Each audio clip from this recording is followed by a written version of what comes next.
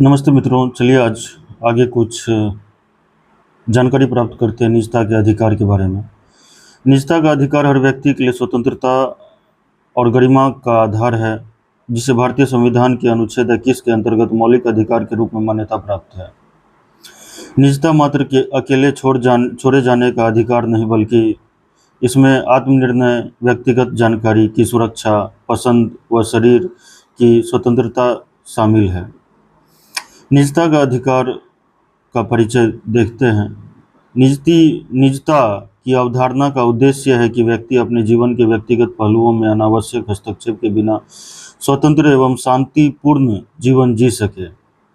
सर्वोच्च न्यायालय ने 2017 के एस पुत्तास्वामी बनाम भारत संघ निर्णय में स्पष्ट किया कि निजता एक मौलिक और अविच्छेद्य अधिकार है। यह अधिकार सिर्फ नागरिकों को ही नहीं, बल्कि देश में रहने वाले प्रत्येक व्यक्ति को प्राप्त है। संवैधानिक व कानूनी परिप्रेक्ष्य क्या बताते हैं? भारत में निजता का अधिकार अनुच्छेद 21 के तहत जीवन और व्यक्तिगत स्वतंत्रता के अभिन्न हिस्से के रूप में संरक्षण प्राप्त करता है।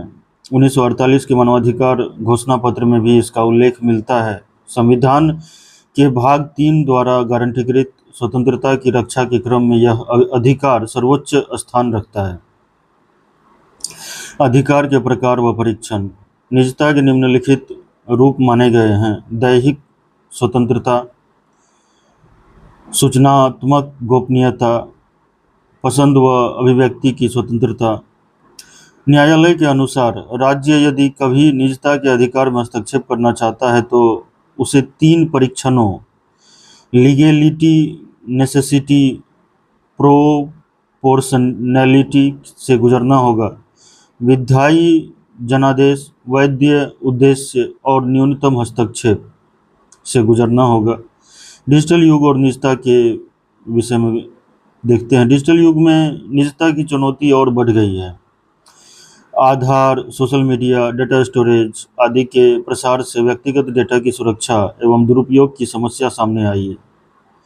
इसीलिए सरकार ने व्यक्तिगत डेटा संरक्षण विधेयक 2019 जैसे प्रयास किए। निजता का अधिकार लोकतांत्रिक और संवैधानिक व्यवस्था के लिए अत्यंत महत्वपूर्ण है। इसका संरक्षण नागरिकों को स्वतंत्र एवं सुरक्षित वातावरण प्रदान करता है। जनहित, राज्य की सुरक्षा और सार्वजनिक व्यवस्था के आपात हालत में इसके प्रयोग पर कुछ संयम आवश्यक है, परंतु इसका मूल